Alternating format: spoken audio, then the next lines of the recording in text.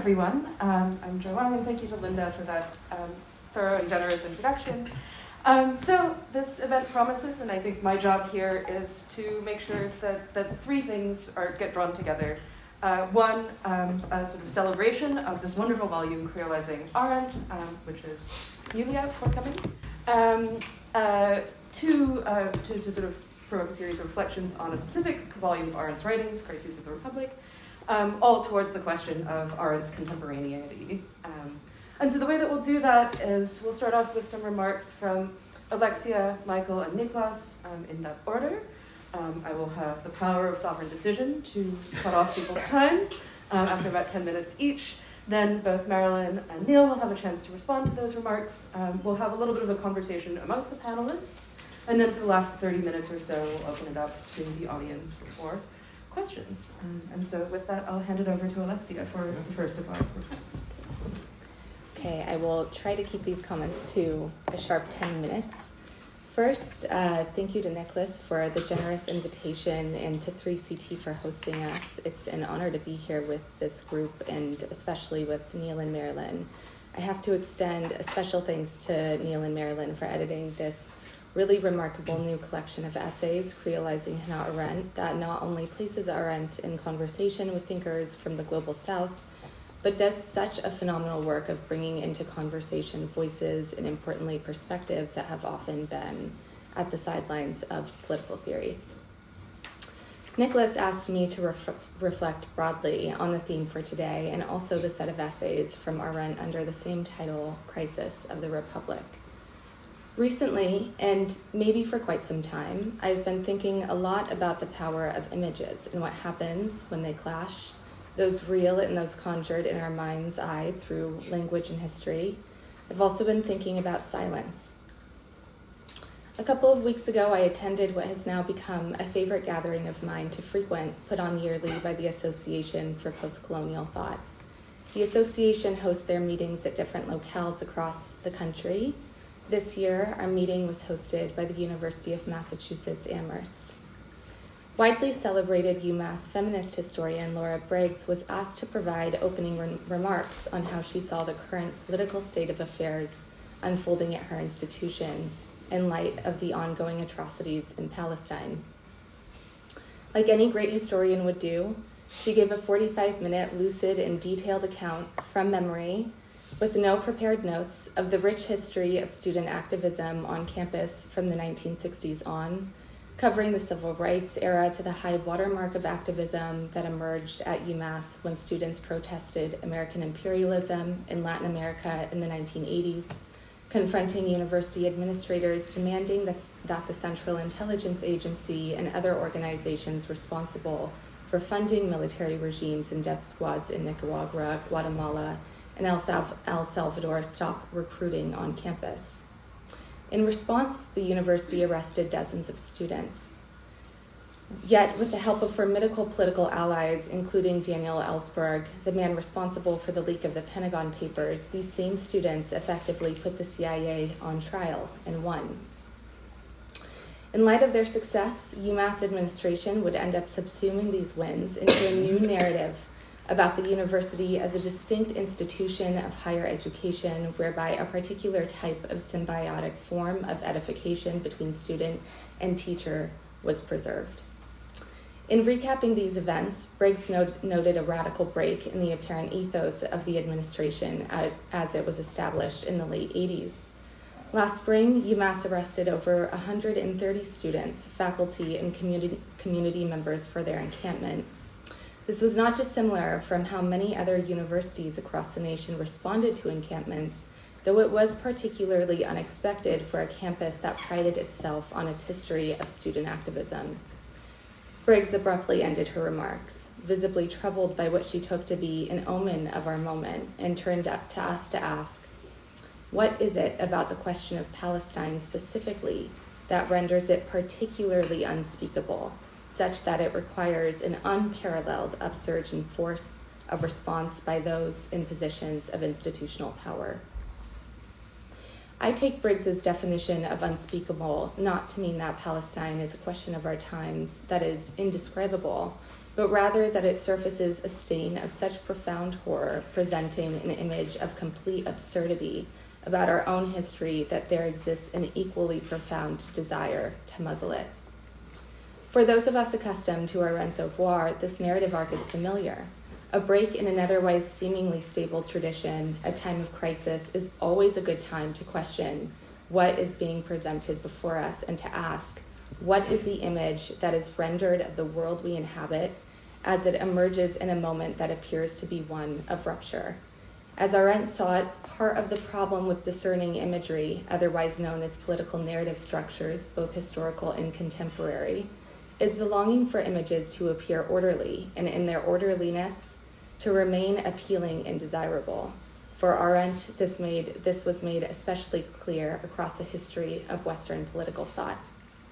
This point was of central importance in her 1971 New York Review of Books essay, Lying in Politics, republished in her collection of essays, Crises of the Republic.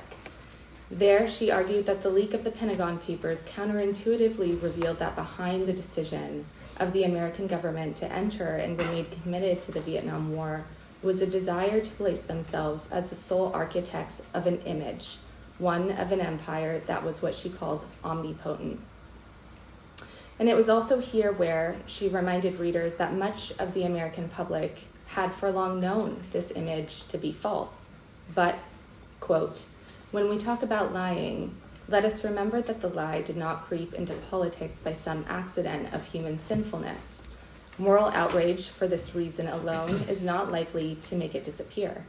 The deliberate falsehood deals with contingent facts, that is, with matters which carry no inherent truth within themselves, no necessity to be as they are. Factual truths are never compellingly true. In her writing of the 50s and 60s, Arendt would famously argue that two things are to be understood about human action. First, that it holds within it the power to begin anew, and second, that the weight of history, that is, facts and their attendant narratives, is always a condition of this possibility. How the weight of history is distributed, whether it is augmented from high politics of founding institutions, or if it is distributed through a vertical democratic politics, matters quite a lot for the image we may be looking at any given time. For Arendt, each version of an image of a world holds within it the dual ability to disclose and to hide.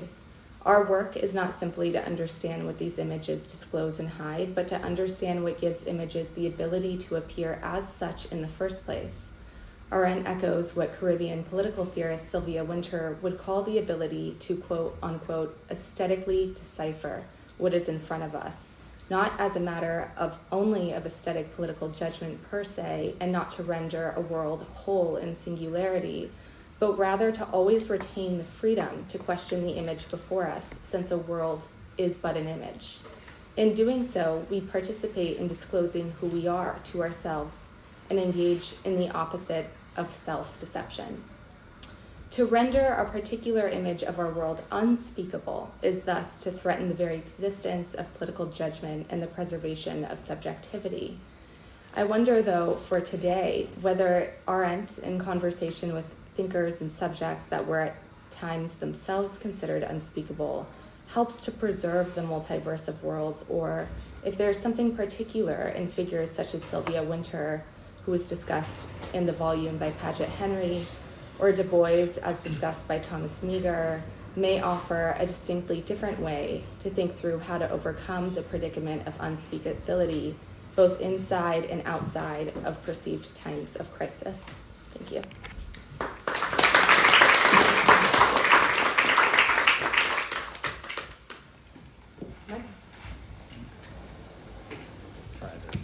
You did that so elegant. All right.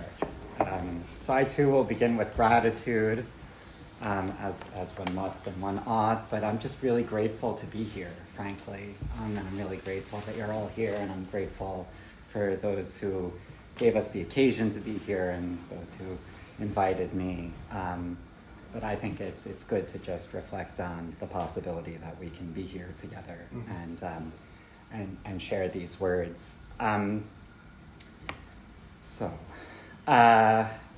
I want to begin with the very particular reflection on Arendt's dialogical form of thinking in the introduction to the volume.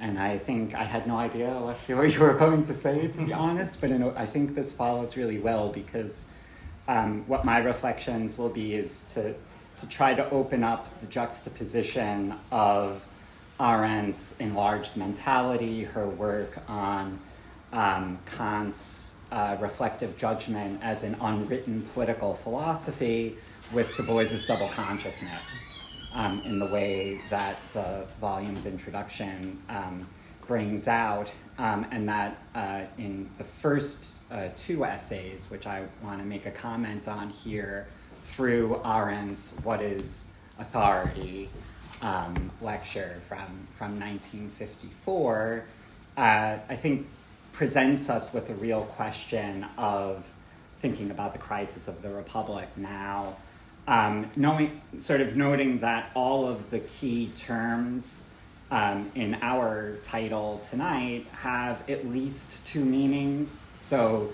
like the Republic meaning the American Republic in the Vietnam era, but also meaning the American Republic in which we live, but also meaning the very idea of a republic, which is referred to classical Rome, and the now, right? And so the now, on the one hand, means today and means, what is it exactly? October 15th, 2024. But it also just means the now, the vanishing present between past and future. So like with this whole scene setting in mind, I just wanted to think about this quote from the introduction to Creolizing Hannah Arendt, where you write, Du Bois manifested that sense of the unity of humanity that was indispensable to Arendt in her struggle to understand how the threat of totalitarianism can be minimized. The unity of humanity is the foundation of all hopes and all efforts to transform the world into a place fit for human beings. And we contend the unity of humanity is the foundation of the possibility of creolized thinking, or of the possibility of thinking itself, close quote. As you know, Du Bois and Arendt and Henry present both a striking congruence of ideas and real differences. And so I think this is really an echo. I'm sort of beginning where you ended, I feel. So a striking congruence of ideas and real differences that distinguish them in ways that allow us to learn from them about the human condition as a whole. So in reading this and in thinking about tonight, I was wondering to what extent the productive tension in the ways that Henry, Du Bois, and Arendt think about thinking in terms of divided consciousness has to do with still unprocessed legacies of Kant and Hegel in the background and the Eurocentric essence of the political theorizing that we still do. To what extent is this a meaningful aspect of our own attempts to critique the distinctly European character of Arendt's thinking and its valences today? So I think there are a lot of ways to try to open up that series of questions through the volume that you've edited. What I'm going to try to do in my time is to think together the first two chapters, to think together and in friction the first two chapters. Robert Eagleston's on Arendt's Creole thought trains, and Paget Henry's Sylvia Wynter, Political Philosophy and the Creolization of Hannah Arendt, in conversation with my own very, very, very brief reconstruction of a central aspect of Arendt's What is Authority, which I think is an essay which I think is really crucial for thinking about the now this way, even though it came from a different context and it's 17 years earlier. So Eagleston focuses on what he sees as the inner creolization of Arendt's thinking. So the basic idea and why I'm juxtaposing these two for those of us who haven't all read the volume is that think there are two ways of thinking, at least two ways of thinking about creolizing Hannah Arendt. One of them is what I would call the inner creolization, and one of them is a posterior creolization, right? So a creolization that comes from thinking about Arendt's thinking in conscious distinction from something else. And so Eggleston's would be emblematic of the first way. And so for Eggleston, the idea is that Arendt's thought trains themselves insofar as they confront the breakdown of religion, tradition, and authority is itself an imminent critique of Eurocentrism in ways that carry out on their own activities of decolonization and forms of subjectivity that are post-colonial. Henry's intervention, on the other hand, contrasts Winter's radicalism with Arendt's conservatism, finding that when viewed in a more creolized Winterian mirror, Arendt's thought appears in need of decolonization. It's a quote from page 48. So that's the juxtaposition. Is it that the thinking itself, when approached in a dialogical and reflectively judgmental manner, is carrying out a form of decolonization of political theorizing that we need to recognize and extend? That would be Eggleston's version, I think. Or is it the case that Arendt's thoughts in certain essential ways are ripe for decolonization, but require that decolonization, as it were, from without? So that's what I'm trying to do. Rub these two sticks together and see what kind of sparks emerge. Or, is this an either or? Does one need to have the position? Is it possible to creolize Hannah Arendt together while being on either side of this epistemological divide that I've constructed? Is it a both and, right? What is the activity exactly that we're engaging together when we're thinking as a creolizing activity, right? As I take it, the suggestion is that Arendt's account of thinking itself gives us the occasion to recognize this. So where I think what is authority is a particularly helpful topos to gesture to, perfect, is because it's in the original construction of between past and future, it's paired with freedom in precisely this way that Alexia, in your remarks you were referring to, right? That there's the possibility for the new, which is inextricably linked with giving an account of the past, with having a certain sort of a story that one has to tell of how one finds oneself in the present through a conscious reconstruction of the past. And so where I think the weight of this question of the inner and the outer perhaps manifests most clearly for me is in Henry's chapter, where Origins is a beautiful reading of the way that origins of totalitarianism and the human condition relate together, where Origins is giving an account of how European civilization came to self-immolate. And the human condition in his reading, I won't quote, it's a quote, it's really beautiful, but I'll butcher it in paraphrase instead in the interest of time, right? Origins is the account of the self-immolation of European civilization, and the human condition is the rational reconstruction as an act of imagination on Arendt's part to salvage Europe from itself. And then he himself finds that that's what's in need of decolonization. I think that story makes a ton of sense. And then the question that I want to raise is, if we had more time, with more time in the world, and if you'd like to this evening, but if we think about what is authority, and if we think of what, if we think of what the appeal to Rome is really doing complicated appeal to Rome in the third part of What is Authority, then I think we understand the human condition somewhat differently.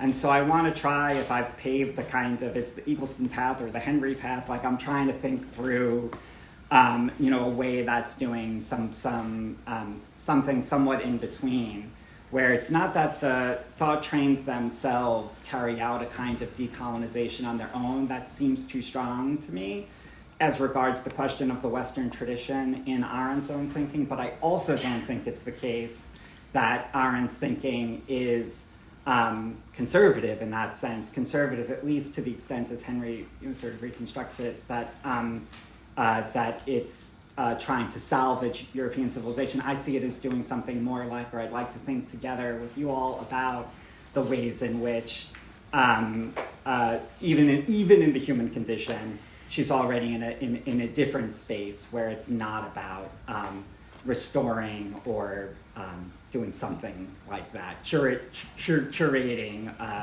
the tradition, but rather building a world together that would be radically different in ways that we can't quite state. Thank you.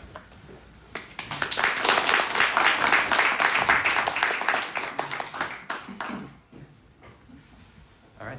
Yeah, I'd also like to begin by thanking you guys for being here. Thank you, Neil and Marilyn, also above all, for bringing us together with this wonderful volume that I had the real honor to be a part of. Thank you to Anna and Ryan on behalf of 3CT for making this possible. And thank you to Linda for welcoming us. Creolizing Hannah Arendt is a provocative proposal, especially one decade after Catherine Sophia Bell published her agenda-setting book, Hannah Arendt and the Negro Question, in 2014. Creolizing Hannah Arendt, of all people, some readers might exclaim. The author of the Reflections on Little Rock of 1959, in which Arendt opposed federal intervention to desegregate schools in the South, and the author of On Violence, published 1969, in which Arendt dismissed the demands of black student movements. What would creolizing Arendt mean? In political theory, Jane Anna Gordon has proposed the idea of creolization as a method. Despite my admiration for Gordon's work, I remain somewhat skeptical about this idea, and I would like to hear more about how you, Marilyn and Neil, think of creolizing the canon, especially in regards to other notions such as decolonizing the canon or perhaps comparative political theory. While there's overlap, creolization is distinct. In my own chapter, I tried to place Arendt's thought in conversation with the Martinican poet and philosopher Edouard Glissant, who's one of the main theorists of creolization. Unlike Gordon's views, however, of the concept, for Glissant, creolization is not something one could ever do voluntarily. Creolization is a historically specific phenomenon that emerged from the violence of the Middle Passage, and it is also an ongoing dynamic which, although prefigured in the space of the Black Atlantic and the Caribbean that Glissant is writing from, it's also a worldwide phenomenon in scope. Creolization denotes for Glissant, I quote, the entrance of a system of images from one language into another in ways that produce unpredictable resultants, end of quote. There might then be a different way, yet another way of reading creolizing Hannah Arendt, not as evoking an interpretive technique, but rather as something that happens to Arendt, in spite of Arendt. Quite in line with her own claim that if men want to be free, it is sovereignty they must renounce. What creolizing Hannah Arendt means in this other sense, in this third sense, would be that her thought has been placed in new constellations in ways that open up her writings to constellations of past, present, and future that nobody could have expected. So, for instance, from Arendt being read by Polish dissidents of the Solidarność movements of the 1980s in the Eastern Bloc, to Arabic translations of On Revolution circulating among the Egyptian opposition in 2011. Creolizing Hannah Arendt is then, to my mind, a variety of Arendt's own call to think politics with eyes unclouded by philosophy. Except that its challenge is to think what we are doing in a global world, not just Arendt's Greco-Roman North Atlantic. Without the philosophical banisters of thought that try to ground action in advance, but crucially also without those banisters of Eurocentric history and racialized ideas of citizenship that Arendt herself was holding on to.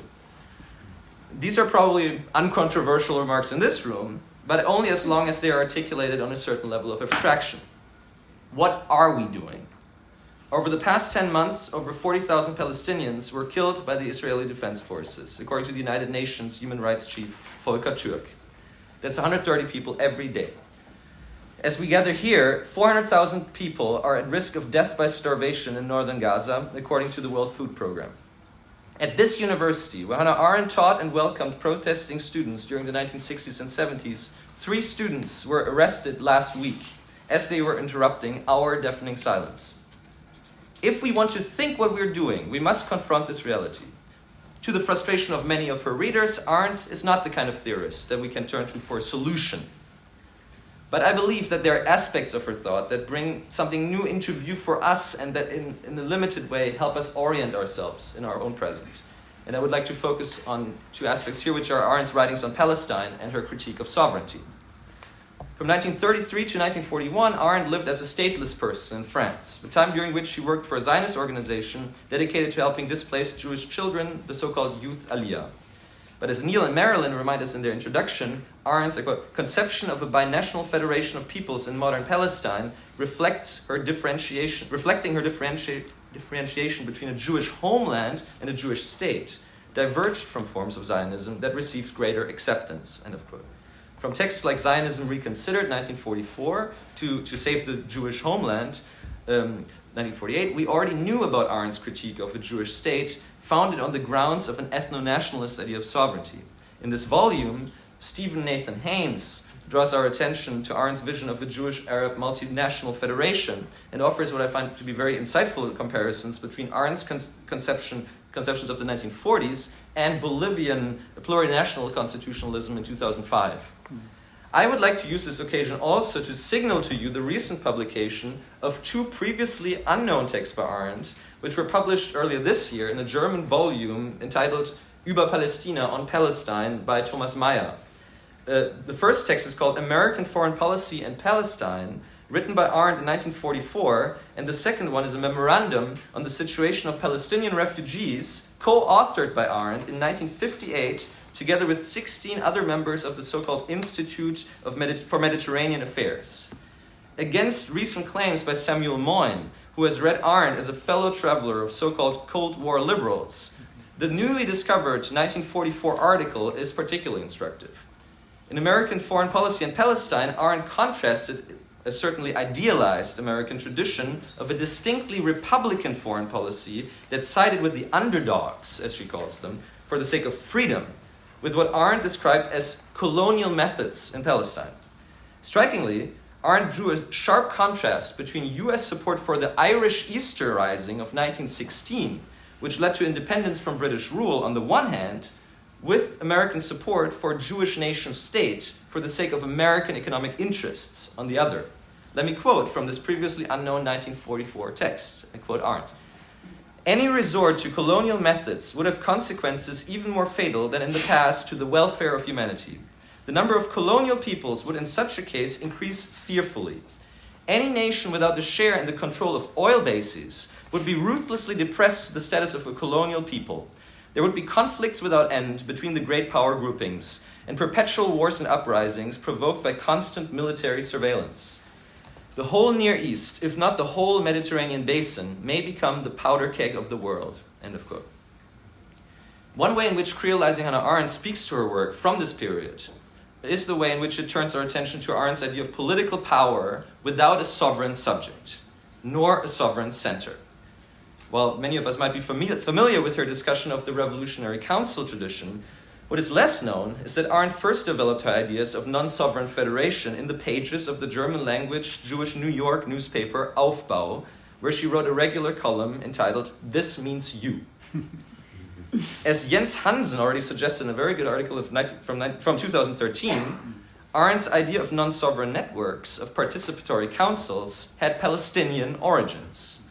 At least one source of Arendt's interest in durable institutions of non-sovereignty, Hansen showed, can be found in those municipal councils that presented checks on state authority in late Ottoman cities and towns in late 19th century and early 20th century Palestine.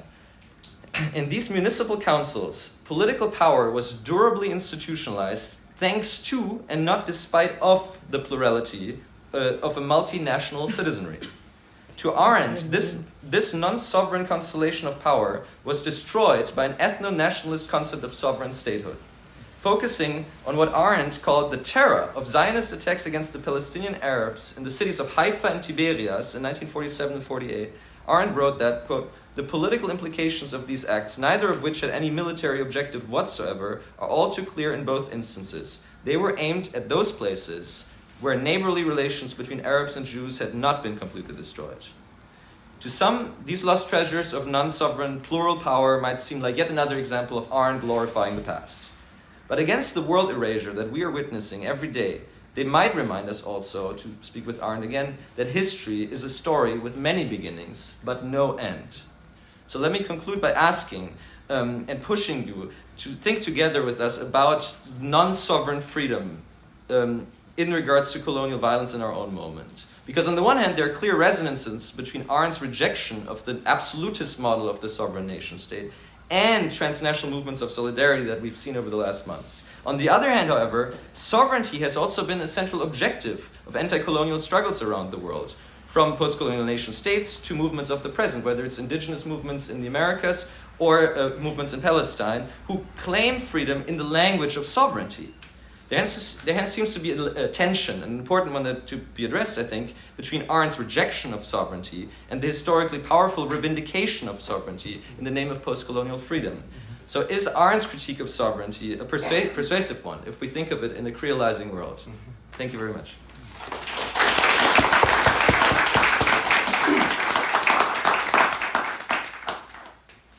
We'll turn it over to Neil and Marilyn. I think you each have 10 minutes, and I actually forgot to ask you which We tossed a coin, and it was heads up, so I'm first. All right, Marilyn. What? Oh, sorry. Is this okay? Yes. Okay. Niklas, in response to your last point, as you yourself indicate, okay, and on revolution, Arendt is talking about internal sovereignty. And she believed that the American Constitution and American federalism eliminated sovereignty or rule from the American government entirely. External sovereignty is another question. Ultimately, of course, I think, as you know, she favored the council system, which is a system, non-sovereign system, which she would have been very happy if it had spread all over the world, okay? So the point is then, as you point out, there are liberation movements all over the world who are striving for sovereignty. Arendt was in favor of the emancipation of all oppressed peoples. You know, the fact that they sought to achieve this through a model of sovereignty, I think, would not have dissuaded her from supporting them, even if her ultimate vision was for a non-sovereign world. And I think that you seem to favor what I'm presenting here, and I think it's important to point out that there are points of view that would stump on Arendt for this. They would say, well, you know, she's not going to support movements that strive for sovereignty. That's nonsensical, absolutely nonsensical, which brings me to another point. You started out, your first words were that something to the effect that interesting that we had this image of creolizing Arendt in the face of, for example, Catherine Bell's book, Hannah Arendt and the Negro Question. Well, I myself have written a paper that was published in Arendt Studies 2 years ago, in which I critiqued Bell's book, okay? Of course, the issue of racism runs through everything political, everything. And by the way, I just want to say that in harmony with some of you have said this, the current situation in Israel and Gaza is beyond hideous. And I think Arendt would have shared that perspective without doubt. But about Hannah Arendt and the Negro question. I didn't say this quite this way in my paper because it is a paper in which I attempt to prove, in fact, and believe I did, that Bell is completely mistaken about Arendt's views on race, in particular in the school integration crisis in Little Rock, Arkansas, where Bell insisted that Arendt had said that the mothers of the 9 students who were to integrate Little Rock High School were parvenus, simply social climbers. And I've shown conclusively in my article, my chapter in Creolizing Arendt is an adaptation of that same article. It has a different introduction and a different conclusion. That the interpretation that Arendt said that these mothers were social climbers is utterly and completely wrong. And I don't want to go into the details here, but just to point that out. And so the issue of race, which Arendt said in Origins of Totalitarianism, that racism may well destroy the world, and that she never minimized the impact of racism on world affairs, never. And so, Michael, okay, I want to thank you for your very interesting discussion of Arendt and Paget Henry. As you know, in the last part of the introduction of the book is a discussion of Du Bois' double consciousness and Arendt's what she called the getting old, the pariah, the conscious pariah, right? The conscious pariah, exactly. Comparing Arendt's notion of the conscious pariah, that is the Jew who understood their position in society and actively fought against it. And Arendt was very critical of the Jews of Europe at that time for not entering politics and not fighting politically. The discussion of double consciousness and the conscious pariah includes a discussion of Paget Henry's notion of potentiated second sight. What he says basically is that prior to double consciousness, and this is in Du Bois as well, there must have been a time when the racially oppressed person saw herself as she is in her community and not through the eyes of the oppressor. And he called this potentiated second sight. And it is really a good phenomenological piece of work, because Paget Henry is, like myself, an Husserlian phenomenologist. And he shows this, and is a very, very liberating and humanizing understanding of the nature of oppression and what liberation must look like. Well, first of all, I want to begin with, thank you.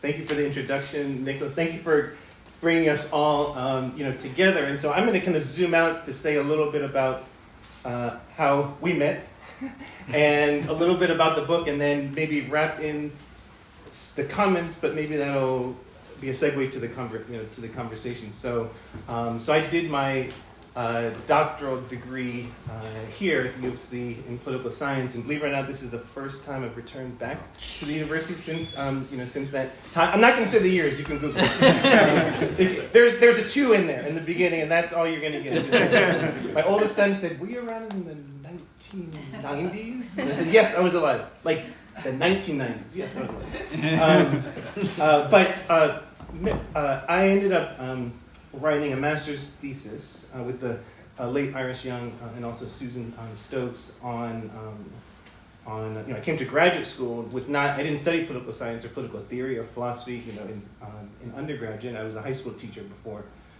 going to graduate school, but C.L.R. James is who I came to write on, and then Sylvia Winter I did my undergraduate thesis on and partially with, and so.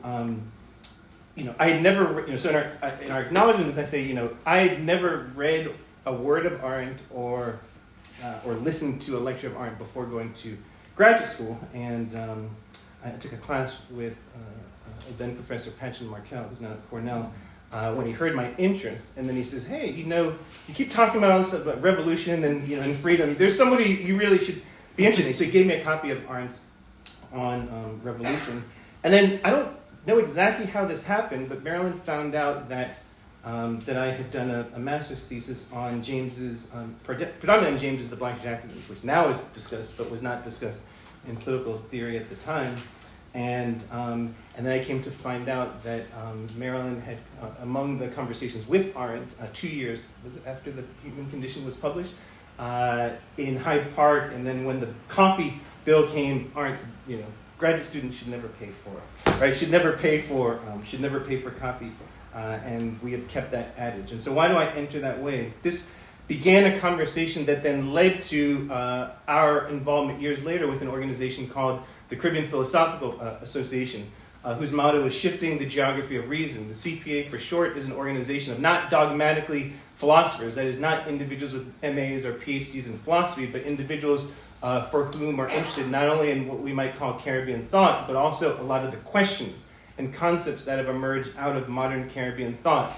And if we think of a particular area that I work fairly extensively on, Africana thought, if we think of Africana thought as a particularly modern form of thinking, we can locate that idea of thinking in a single date, right? October 12th, 1492, and you know the story, right? In 1492, Columbus crossed the ocean blue, thinking he was going to Asia, then landing in what we now call the Bahamas. And in the wake of that moment, as Enrique Dussel and Arturo Escobar came up in our earlier conversation, and Sylvia Winter have discussed that moment that led not only to kind of conquest and also disease, but it also led to what we might call our modern understandings of race and racial difference.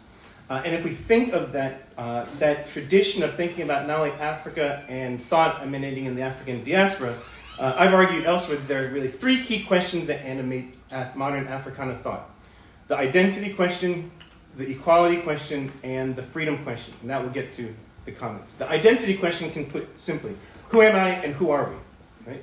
Who am I and who are we?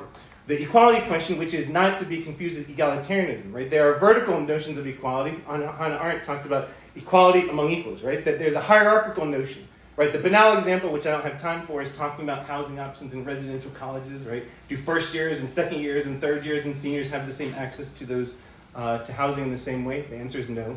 But a more serious example, which is the separate but equal doctrine in the United States, the juridical idea that there are different groups separated by racial categorizations, that within those groups are supposed to have the same access to resources, but there's a differential series of resources between those groups. In Africana thought, the challenge is to have a shift between a vertical notion of equality to a horizontal notion of equality in which there is not that differentiation. The third, the freedom question, which gets us to creolizing Hannah Arendt, which put directly is, what do we mean by the idea of freedom? What does it mean to be free? Speaking of the crisis of the Republic, early on, there's a recent intellectual biography that takes some lines from Arendt, right? That we are who wish to be free, right? To kind of create our notion of what does it mean to be free. Is freedom the same thing as liberation? Is freedom the same thing as emancipation? Is freedom the same thing as independence? And more starkly, what is the relationship, if any, between different conceptualizations of freedom and different conceptualizations of enslavement, which gets us to what is creolization? Why not talk about, and this is the political theorist in the panel, right? Why not talk about comparative political theory? Have you all heard of that thing? Comparative political theory. Or why not talk about decolonizing, right? Philosophy or political theory? Or why not talk about what Juliet Hooker, the Juliet Hooker talks about as juxtaposition? Why not talk about mestizaje? Why not talk about these different ideas? I'm less concerned, and I think both of us are less concerned with terms than what actually we are doing. And so when thinking about creolization, I don't know how, is there a 7-Eleven still around in Chicago? Does Chicago still have 7-Elevens? Has anyone been to, do you know what a 7-Eleven is? So there's this fabulous thing called a Slurpee. And I know I'm near time, but you gotta bear with me. There's this fabulous thing called a Slurpee. So when it's in the summer, you can go, and if you have a cup, and then there's a like blue-looking thing, and you just put that into the Slurpee, and there's a yellow-looking thing, and you put that into the Slurpee, and there's a Coca-Cola, and you put that into the Slurpee, and you have these fixed elements that come together that create something that might not have a name, but it tastes delicious, okay? However, the Creolite movement in Martinique has an understanding of creolization such as that. Certain forms of identity, their manifesto in 1989, we're neither Africans, nor Europeans, nor Indians, right, or indigenous, we are Creole, right? That is fixed notions of interactions in which there is a fixed understanding of these elements. But Edward Glissant, and Winter and others, particularly in the Caribbean Philosophical Association, have challenged that idea. If we think about actually, as Arendt did, that our identities are not only, that they're constantly in formation. If there are things in which that first question I open with, who am I and who are we? At a certain moment, we may have an understanding of what that means, but there's also the possibility, if one understands the idea of plurality as different understandings of what does it mean to be human, then there's a possibility of not only identities changing, but also our relations with one another. And in our case, hopefully for the better. And so if we then take that understanding of creolization that I would argue Edward Glissant in his idea of relation suggests, then when thinking about why Hannah Arendt and why creolizing and why the project of creolizing the canon, and I'll end with this as an opening to the conversation, is that Jane Anna Gordon, whose name came up earlier, and I started some years ago a series called Creolizing the Canon. And it's a series that emanated out of the Caribbean Philosophical Association meetings and conversations. And that series has attempted to not do what had been done in other series, X figure in relation to some figure in Western political thought, and then write a paper, or write an article, or publish a book, and we know where this goes. We know it's wonderful work, but there's a fundamental, foundational difference of understanding of what that project actually is. And so what we have tried to do is to not simply put figures and movements together, but really actually think through what the results of that might mean. And so our actually joint introduction, Marilyn and I initially discussed trying to write a book that then just gave different summaries of the chapters, and then we scrapped it. And so the introduction is called Creolizing Arendt and Creolizing Thinking, because in his, if you haven't read it, it's a brilliant memoir that was pieced together after he died. The late Stuart Hall was working on an autobiography called it was published as Familiar Stranger by Duke University Press. And he then uses this phrase, in passing, creolizing thinking. He doesn't define it, he doesn't expand on it. But we took the opportunity to expand on Hall and then discuss what is the idea of, for Arendt, the idea of, before thinking about action, and before thinking about judgment, that I know many people in this room have written extensively on, let's take a step back and meditate on what is thinking itself. Okay, what is thinking itself? Not merely both unreflective thinking, reflective thinking, and then, as Marilyn said, in the language of Arendt, for those particularly who are pariahs, or in Sylvia Winter's language, the liminalized, right, and others, the subaltern. What does it then mean to not only kind of reflect on what we are doing, and then consciously, not disavow, one's liminalized or pariah status, but to embrace that. And that's why we spend a lot of time in the intro talking about Arendt, particularly her Jewish writings, both more well-known and less well-known. And then also that's where Henry and Du Bois come in. And so I'll stop simply to say, with the kind of wonderful opening remarks, not only in terms of thinking about significance today, whether we're talking about Israel, Palestine, or whether we are talking about encampments, which hopefully we can talk more about in our conversations, or if we're talking about authority. And then to that last question that you all posed, non-sovereign freedom, and this is myself, less Marilyn, which is, I think I've had an answer to that with the idea of marinage, but we can talk about that as well, which is particularly, right, a French word that means, it's a noun that has the effect of a verb, and thinking about kind of rebel slave communities, and might we understand freedom as the act of flight itself, not from slavery to freedom, but the act itself, that ultimately allows for thinking of not only sovereign forms of human organization, but also non-sovereign forms. We end the intro saying that this book is not about consensus. There's a line in there that is not about consensus, and I'm pretty sure at the end of today we will not have consensus, but it is hopefully a spark for those of you who have read some of it, or for those of you this is the first time you're hearing about it, to actually not just begin, but to extend conversations and think about the contemporary real-world impacts of these conversations. But for us, we had to start with the idea of what does thinking mean itself, rather than where commentary, particularly on Arendt, tends to go, which is right to revolution, judgment, and many of these concepts that skips over the hard earlier work. So I know it went over, but hopefully that at least gets us to the comments.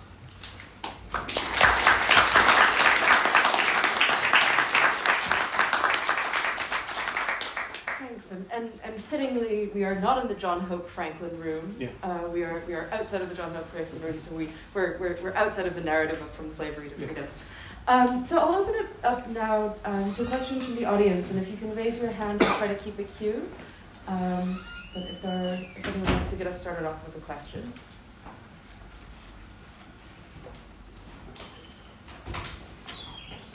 All right, I think maybe what I will do is I'll ask you a question first, and then sorry. Well, and I'll just throw out something. That's Yeah. I don't know.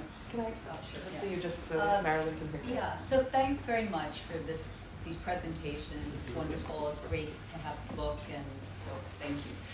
I don't think this is working. No, but, it's it. Oh, it Closer is to working. the Here, hold it a Okay. little Hold closer. it closer. Okay. So my question is just a simple one. Yeah. In that, I mean, I find myself these days always wanting to rummage through Arendt's texts and find answers, to worldly problems. And now I'm going, of course, reading Palestina. That sounds like a fantastic text to read. But I guess the dilemma for me is always thinking about her, well, in the beginning of, Between Past and Future, where she says, this is not a book to teach you what to think, but how to think. And so I'm wondering if you could reflect on that a bit, like, what does it mean to really read Arendt and learn how to think rather than what to think about these things? For example, I mean, that was a wonderful presentation that you gave there, Nicholas, but her opinions on Palestina, I mean, of course, I share them, and I think a lot of people in this room may share them, but I'm not sure that gets us that much further, in terms of how to actually think. Because, of course, things are not the same now in terms of the worldly configuration of power, as they were at the time that Arendt wrote those words. So you get my point.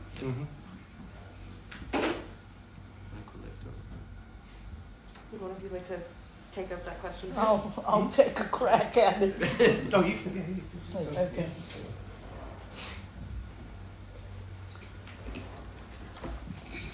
So, as you know, of course, and anyone who has read Arendt knows, her notion of thinking was what she called the two-in-one, namely an inner dialogue with oneself. And as I understand this, Arendt's two-in-one and of course she was a Socratic. She was thinking in terms of the Socratic dialogue. But the dialogue of the self with the self is an experiential representation of the reflexivity of consciousness itself. Of course, consciousness is inherently reflexive. One is always not just conscious, but conscious of being conscious. However, human beings also have the capacity to, or they can be in a situation in which their awareness of the reflexivity of consciousness is neutralized so that they do not have an inner dialogue with themselves. And I think that Arendt's, this also is tied to the fact that Arendt did not understand thinking to be a cognitive practice. Thinking for her was always thinking about the meaning of things. Mm-hmm. It was meaning that she was most deeply and profoundly interested in, not cognition as in rational thought, scientific thought, and so on and so forth. It was meaning that she placed the greatest and the highest value on. So in thinking, let's put it this way, that if you are thinking reflexively with the inner dialogue with yourself, you are already on the path to liberation. But it has to be understood that, as I understand Arendt, the vast majority of people do not experience thinking as an inner dialogue with oneself at all. In fact, they don't think, period. And to study Arendt, and especially I certainly urge people to read not only The Human Condition, but The Life of the Mind, her last great work. And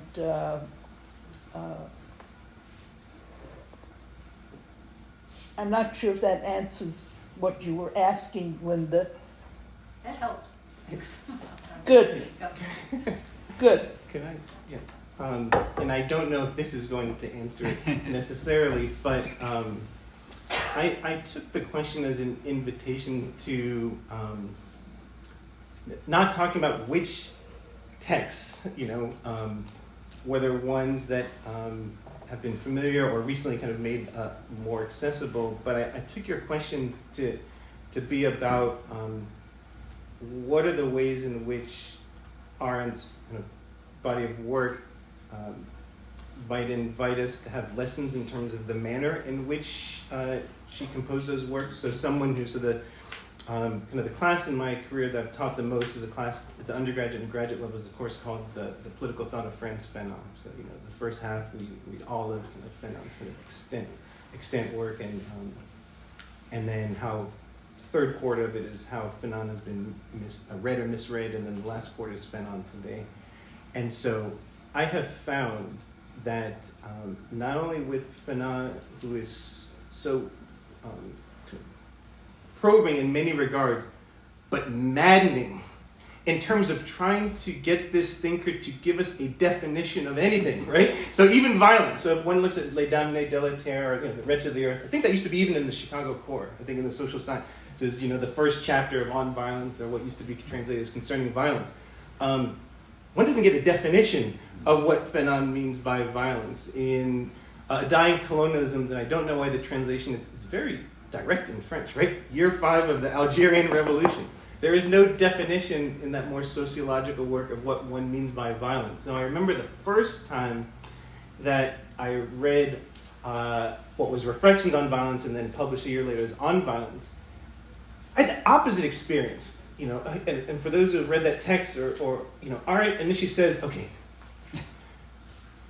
violence, we're all using violence, but it's different than, and then she goes into there's power, right? There's force, right? There's strength, and there's authority, and there's that, and it means this. And I remember, whoa, this is like, Fanon went from no definition to a very kind of, with Arendt, very specific definition, but also there are some areas where I don't know if I agree with her reading, but it's probing. In that book where Arendt says the opposite of violence is not nonviolence. You're writing in the height of the 1960s, the opposite of violence is not nonviolence, right? It's power. And so in terms of I guess what I'm suggesting is the ways for Arendt I have found, even in these works that are becoming more available, is that there's a manner of the mode of composition. Just like in the Fanon class, I talk about the fact that Fanon dictated his works. So if you're ever reading Fanon, whether in the original French or in translation, and you have these moments where, speaking of the inner, I think he's talking to me, like almost like a specter. There's like, is he talking to me? It is. If you think of, he was a psychiatrist, right? So a clinician, he would do things, and at the end of the day, he would take his notes. They changed Pinot Noir Masque Blanc. There was a subtitle. Initially, he was saying it was a kind of a clinical study, right? He was trying to have a clinical study of kind of race and racism in the modern period. And then he, was diagnosed with leukemia at the end of his life, so he dictated by bedside, right, from Tunis, that book. And so there is a manner of the composition. And so those are, again, I don't know if that's answering the question, but I think that there is not only the content of argumentation, but the manner in which, going back to Arendt, that is very striking, that I initially and sometimes still find overwhelming in terms of the definitions. But I think that clarity of definitions, however we may side on her arguments, helps to kind of orient one to then actually having conversations and what Cavell say, to kind of mean what we say, right? Any of you would like to weigh in on this question? Just a small thing, that was very hard to follow on these wonderful responses. I do think that it's also more of a concrete question of like how the task of thinking relates sort of to the historical, to the exercise of writing history that political theorists are also engaged in, that Arendt herself was also engaged in. And so, I think the use, and I'll keep this response very short, but the use of finding new texts or making them available, or going to the archives and perhaps seeing an Arendt fragment that might unsettle certain things we might have believed about Arendt. I find it to be particularly valuable in the case of Arendt, precisely because Arendt, unlike many other political theorists, has become a kind of an icon of a certain, in Germany has been an article by Felix Heidenreich who talks about her as a pop cultural phenomenon, right? There is sort of the Arendt of her texts, there's the Arendt of the biography, the several biographies that exist, but then there's also the Arendt that has filled shelves of fantastic political theory, but also a kind of regurgitation of what we take Arendt to be saying, and that I think exactly undermine the task of thinking that she tries to invite us to learn the exercise of political thought. And so so it's not to find solutions in Arendt, but I see it as finding this thing that actually. So another article that I wrote was on Reconstruction era and Arendt's views on the Reconstruction era. It's like, we never knew that Arendt had anything to say about Reconstruction, and then that sort of like hits you. It's like, this unsettles something that I thought I knew about Arendt. And here about this Über Palästina text that Thomas Mayer found, it just unsettles certain things that we might have thought, as Samuel Moyn, for instance, kind of represents to me a kind of a version of Arendt that I think is the familiar version, right? Which is Arendt among the Cold War liberals. She's associated with the University of Chicago at a certain period, that things are happening in Chile, right? And so there is a kind of Arendt that I think exists in the public mind, and that discovering these sort of like Arendtian fragments that run against the grain might reactivate the exercise of thinking with Arendt. And that's really the task, not giving us solutions. Yes, thank you very much, all of you. It's been a very interesting discussion. I am a long-time reader of Arendt. I'm not Could he I've stand read up? everything. I'm not an Arendt scholar. People usually don't have trouble hearing me. Just to see you. Stand up. All right. I'm not an Arendt scholar. Read a lot of Arendt. And I was attracted, and I think this question follows on the issues you've been discussing, was attracted to the panel because I was curious about the notion of creolizing Arendt and how that would work. The issue of her as a thinker, and I mean, obviously, she wrote in a lot of different genres. She did write as a thinker or a philosopher. She wrote as a political thinker. She wrote as a commentator on current events, right? She had a very wide range. But I guess my question, because I do, which I am a scholar of, is phenomenology and hermeneutics. And I see her, I would say, a less of a Husserlian phenomenologist and closer, at least in her training and thinking, to Heidegger. But that just raises the stakes of something like creolizing Arendt. And it's really a genuine question that there seems to me a necessary hermeneutic component of looking at. I mean, when you talk about the definitions, it's Aristotelian, right? There's a discipline that she's learned from Kant, from Aristotle, from a deep study of these texts in an original way.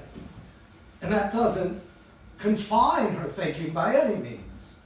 But then when we say so I mean, the question is, can we have more Arendts? And can we have more Arendts if we don't undertake the kind of study that fashioned her? And it's a real question for especially for the younger people, for the scholars of the future. I mean, part of my background is also, I read a lot on so-called deconstruct French post-structuralism, and I came to realize you couldn't get more Foucault's or Derrida's by reading Foucault and Derrida. They had a totally different discipline that allowed them to do that. And similarly, it's really a question. Can one, yes, how far could we take the creolizing and still have space for a thinker of the magnitude of Arendt? And it's a genuine question to all of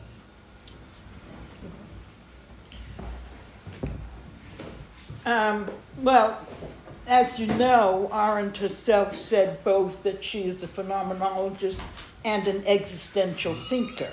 So I think it makes sense to refer to her as an existential phenomenologist. And Heidegger is often characterized, yes, but go on. Okay, as an existential phenomenologist. And as I'm sure you know as well, that she was severely critical of Heidegger in many ways. Of course. For example, one way that is not well known, but in actuality, Arendt, a quotation from Arendt to this effect is in the book called the Denktag book, where she says about Heidegger, Heidegger says that we are thrown. She says that's ridiculous. We come into the world and we're cared for and loved. And his idea of thrownness is nonsense, she says. So it certainly would not be appropriate to characterize her as a Heideggerian phenomenologist either. And I would also point out that a recent book has appeared. I'm very happy to say, not that I had anything to do with it, I did not, but it's called Existential, I forget the exact title, but it's an existential version of Husserlian phenomenology. And many of us Husserlians have often, among ourselves, said, but the existential moment is already in Husserl. Okay? So, the other point is that, yes, I think that it would be important to understand Arendt's philosophical perspective. She said she was not a philosopher. And in some way we can take her at her word, but what did she mean by that? She meant that she was not a contemplative philosopher in the Platonic tradition, where thinking alone, completely independently of the world, would lead you to knowledge of the good, the true, and the beautiful. She entirely and utterly rejected that kind of philosophizing. But I think that once we understand that, it's not, I don't think she would be offended if we suggested that she was a philosopher of another kind. And I do think that really deeply understanding Arendt, it is important to know something about existential phenomenology. On another note about thinking, going back to Professor Zerillo's point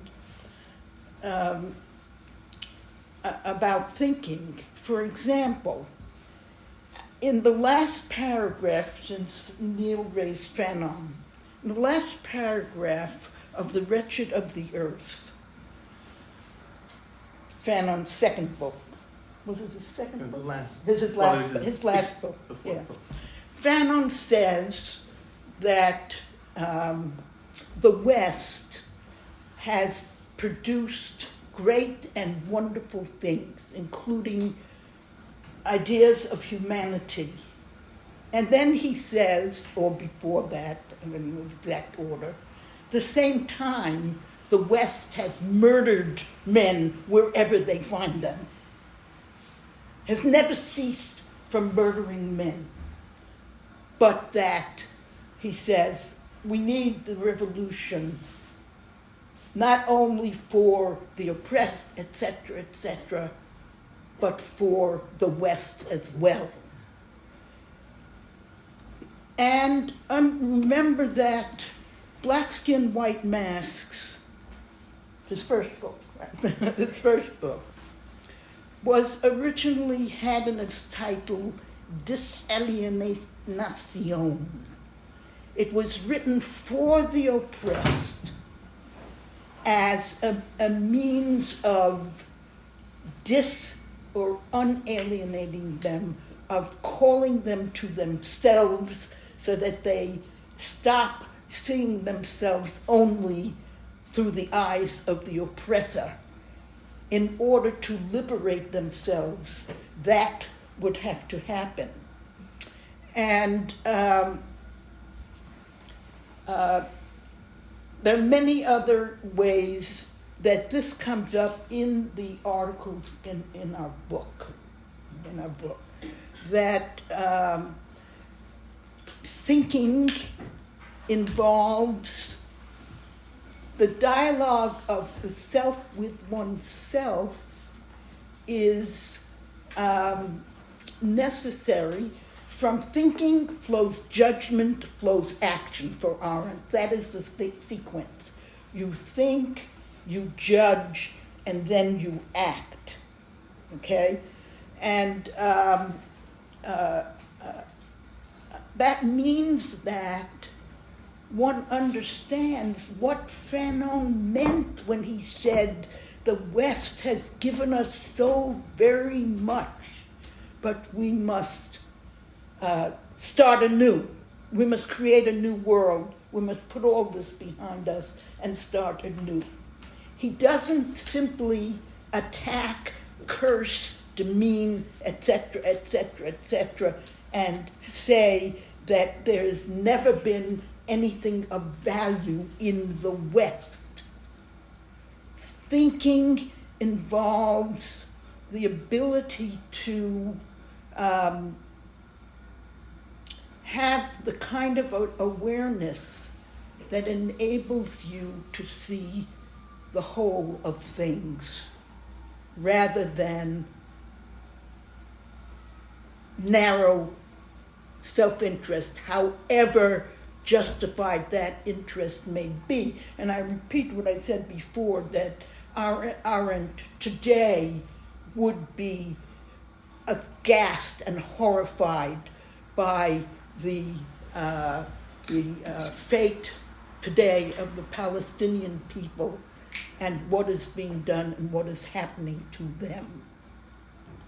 Nevertheless, the fundamental perspective for Arendt was that of human solidarity. Neil, would you like to say anything? I don't know if I can follow that. So I think I'll All right, I think there's one final question. Yeah, It's coming. Oh, it's coming. I've been reading Naomi Klein's. Could you stand up, please? Sure.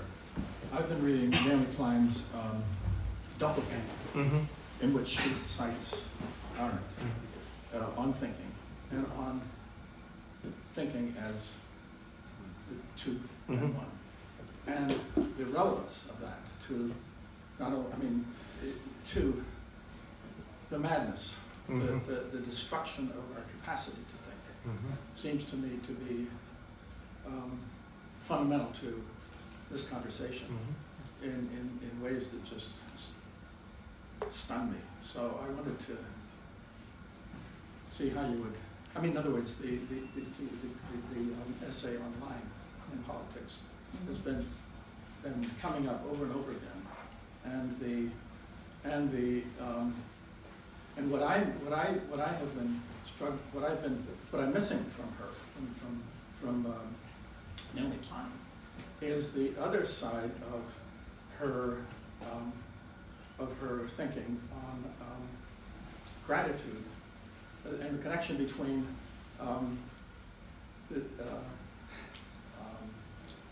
totalitarianism and Augustine, her readings of Augustine and her readings of totalitarianism, and the fact that they were connected.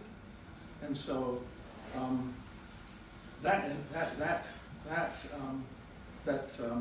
especially the notion of the gift of life is so relevant. In other words, the question that's being raised by Naomi Klein is how can we tell what's real? It's the question of how do we know what's the real world from the double?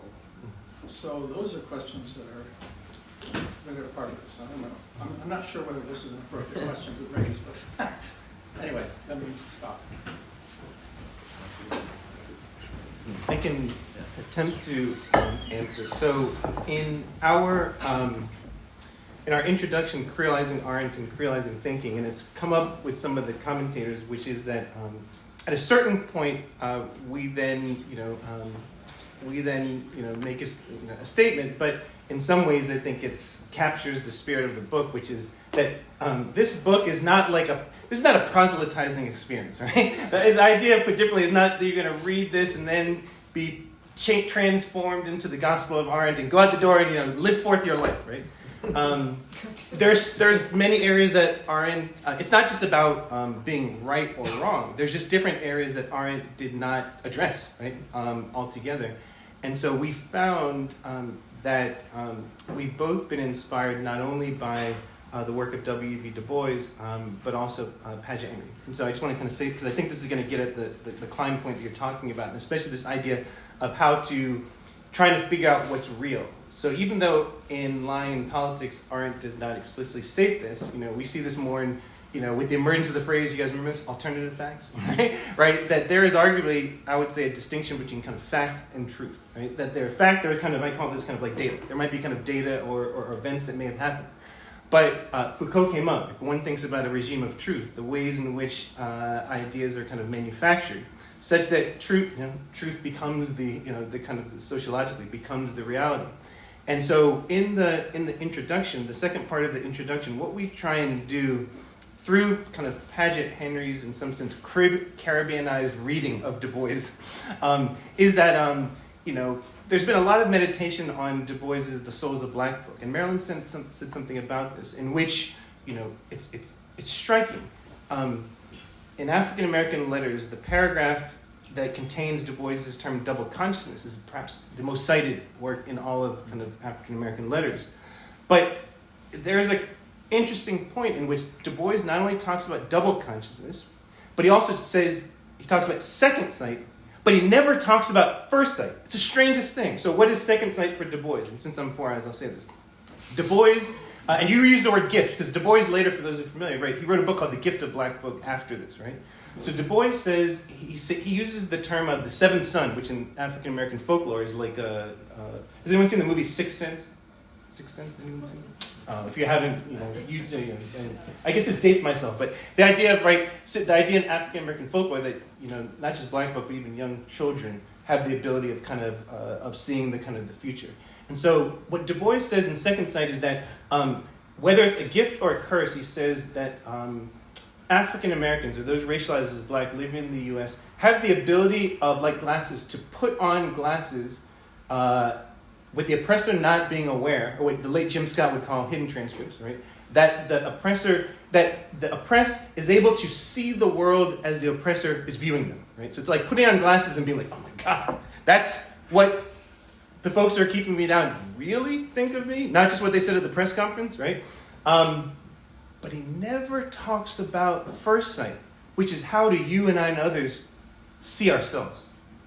And so what Henry does with the aid of he reflects on the Rastafari movement and others, which is to say that one of the hugest challenges is that many of us don't even understand who we really are, or we don't even see how we exist in society. We do other things.